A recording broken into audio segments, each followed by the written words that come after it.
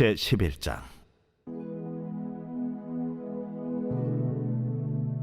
길르앗 사람 입다는 큰 용사였으니 기생이 길르앗에게서 낳은 아들이었고 길르앗의 아내도 그의 아들들을 낳았더라. 그 아내의 아들들이 자라매 입다를 쫓아내며 그에게 이르되 너는 다른 여인의 자식이니 우리 아버지의 집에서 기업을 잊지 못하리라. 이에 입다가 그의 형제들을 피하여 돕당에 거주하매 잡류가 그에게로 모여와서 그와 함께 출입하였더라. 얼마 후에 암몬 자손이 이스라엘을 치려 하니라. 암몬 자손이 이스라엘을 치려 할 때에 길르앗 장로들이 입다를 데려오려고 돕당에 가서 입다에게 이르되 우리가 암몬 자손과 싸우려 하니 당신은 와서 우리의 장관이 되라. 너희가 전에 나를 미워하여 내 아버지 집에서 쫓아내지 아니하였느냐? 이제 너희가 환난을 당하였다고 어찌하여 내게 왔느냐? 이제 우리가 당신을 찾아온 것은 우리와 함께 가서 암몬 자손과 싸우게 하려 함이니 그리하면 당신이 우리 길르앗 모든 주민의 머리가 되리라. 너희가 나를 데리고 고향으로 돌아가서 암몬 자손과 싸우게 할 때 만일 여호와께서 그들을 내게 넘겨주시면 내가 과연 너희의 머리가 되겠느냐? 여호와는 우리 사이의 증인이시니 당신의 말대로 우리가 그렇게 행하리이다. 이에 입다가 길르앗 장로들과 함께 가니 백성이 그를 자기들의 머리와 장관을 삼은지라. 입다가 미스바에서 자기의 말을 다 여호와 앞에 아뢰니라. 할렐루야. 오늘 하나님의 말씀은 사사기 11장 1절부터 11절 말씀입니다. 오늘 말씀의 제목은 그들은 위험을 자초했습니다 입니다. 오늘도 삼국지 이야기를 조금 해보려고 합니다. 삼국지에서는 수많은 참모들이 등장하지요. 동탁의 꾀주머니였던 이유와 가후, 또 조조의 모사꾼인 곽가, 순욱, 순유, 정욱, 훗날의 사마이, 또 북쪽 원소에게는 전풍과 저수, 신배, 그리고 동쪽 송건에게는 주유와 노숙, 장소 등이 있었죠. 이 외에도 기라성 같은 장소들이 등장을 합니다. 그리고 삼국지의 주인공으로 인식되는 유비의 참모로는 제갈공명과 방통, 서서 등이 유명했습니다. 그중 저는 오늘 방통이라는 무사에 대해서 이야기를 해보려고 하는데요. 그는 굉장히 초절한 지략을 가졌지만 그 지략을 가릴 만한 약점이 있었습니다. 바로 외모가 추하다라는 것이었죠. 그의 세간의 인물평은 대단했는데요. 복룡, 봉추 중 하나만 얻어도 천하를 얻을 수 있을 것이라는 표현이 있을 정도였습니다. 복룡은 제갈량, 제갈공명을 이야기하고요. 봉추는 방통을 이야기하는 것이었죠.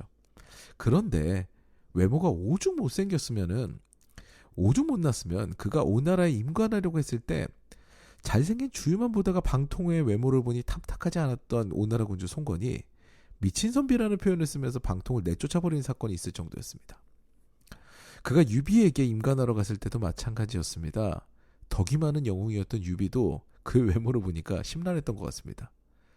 그래서 심드렁하게 그냥 뇌양현이라는 작은 고을에 현령으로 보내버립니다. 천하를 품을 만한 지혜를 지닌 방통이었는데요. 그의 추한 외모로 인해서 그는 중용되지 못합니다. 어이없게 한직으로 밀려난 방통은 매일 술만 퍼마시며 정사를 소홀히 하게 되죠.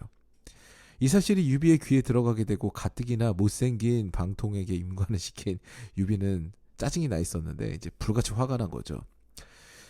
그래서 장비를 보내서 방통을 징벌하고자 합니다.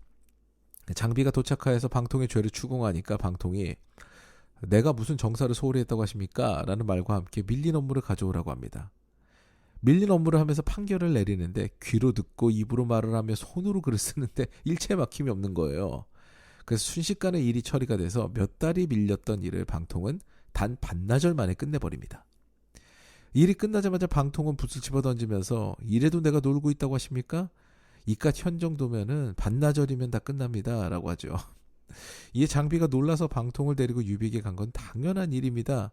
내가 천하의 제사를 몰라봤구나 하면서 유비도 방통을 중용하게 되지요. 이후 그는 유비의 모사로 활약을 하게 됩니다. 방통의 추레한 외모는 그를 판단하는 데 충분한 조건이 되지 못합니다. 그런데 그의 일생의 발목을 잡는 그런 일이 되었죠. 오늘 본문에 등장한 입다도 마찬가지입니다. 기생의 아들, 즉 서출이라는 그의 출신은요. 그의 발목을 잡습니다. 그는 큰 용사로 기록되어 있습니다. 그 용사의 기질이 보였는데 3절 말씀 보세요. 형제들이 그를 내쫓아서 형제들을 피해서 돕당으로 갑니다. 그리고 그에게 잡류가 모이죠. 여기서 잡류는 히브리어로 이야기하면 불량배를 의미하는 것이 아니라요, 입다와 같이 사회에서 버림받은 부류로 이스라엘 주류 사회에서 퇴출된 그룹 정도로 해석하시면 됩니다. 그런데 어쨌든 비주류들이 모였다는 얘기입니다. 쉽게 얘기해서 산적대 정도로 생각하면 될 것 같아요. 근데 여기서 우리가 생각해 봐야 될 것이 한 가지가 있습니다. 입다가 버림받은 이유죠. 두 가지 이유가 있겠죠. 서출이라는 것과 큰 용사라는 것입니다. 큰 용사면서 그 용사의 기질이 보이니까 그를 시기한 형제들이 그를 내쫓은 게 첫 번째 이유가 되겠고요. 두 번째로는 기생의 자식이 자기들과 같은 반열에 오르는 것을 보지 못하는 그런 시기의 결과로 드러나는 것이죠. 이때가 어느 때인지 기억하십니까? 사사 야일의 시대는 그 이유입니다. 야일은 부와 명예와 권력을 추구한 사사였죠. 위가 그러하니 아래도 마찬가지입니다. 인간관계에서 상하의 수직적 구조가 생기고요. 시기와 질투로 가정이 갈라섭니다. 그래서 용사 입다로 평안할 수 있었던 이스라엘은 암몬의 침입으로 힘든 상황이 연출이 됩니다. 이런 상황 가운데서 이스라엘 장로들은 오늘 본문에서와 같이 입다를 찾아갑니다. 여기서 입다의 고백을 보면은 참 놀랍습니다. 그는 이스라엘로부터 버림을 받았으나 여호와를 버리지 않습니다. 그가 내건 조건을 보면요, 여호와께서 그들을 내게 넘겨주시면 이라는 단서를 답니다. 내가 용사다, 내가 다 해결해 줄게, 이런 말이 아니에요. 길랏 장로들의 요청을 수락하여서 그들을 따라갔을 때도 제일 먼저 한 일이 미스바에서 자기의 말을 여호와 앞에 아릅니다. 후에 나오는 입다의 잘못된 서원으로 그를 권력을 탐하는 자, 그리고 굉장히 신앙이 떨어지는 자, 이렇게 해석하는 학자들도 있는데요. 대부분의 학자들은 입다의 신앙에 대해서 인정하는 분위기입니다. 이 이야기는 이틀 후에 더 나누도록 하겠습니다. 아무튼 입다는 온전한 신앙의 소유자로 하나님의 사사가 되기에 충분한 인물이었던 거죠. 그런데 그가 출신 때문에 하마터면 그 재능이 묻혀버릴 뻔합니다. 이런 일은 현 사회에서도 비일비재하죠. 특히 한국 사회에서는 학연과 지연, 그리고 여러 가지 조건이 중요하게 여겨집니다. 근데 재미있는 것은 성경에 드러난 하나님께서 원하시는 그런 예수의 공동체는요, 그것으로부터 자유하다는 거예요. 모두가 그 공동체 안에서 사랑하면서 하나가 되는 것이죠. 이것이 중요한 포인트입니다. 사랑하는 여러분, 우리의 교회는 세상적인 조건을 기준으로 분열이 조장돼서는 안 됩니다.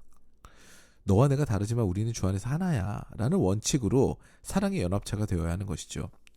우리 교회 이름이 뭡니까? 더사랑교회입니다. 말 그대로 하나님과 이웃을 더 사랑하고요, 사랑 그 자체가 되는 공동체를 세우는 것이 예수님의 지상명령이자 우리의 설립 이념이죠. 우리의 교회 안에서 서로 위로가 되고 사랑을 나누며 이 험난한 세상을 능히 이길 힘을 얻는 그런 귀한 더사랑교회 교우 여러분 되시기를 주님의 이름으로 축원합니다. 이제 우리 말씀을 기억하시면서요, 오늘 이 새벽에도 잠잠하게 주님 옆에 나아가서 주님과 깊은 대화, 그리고 주님께 내 삶을 아뢰는 시간을 갖도록 하겠습니다.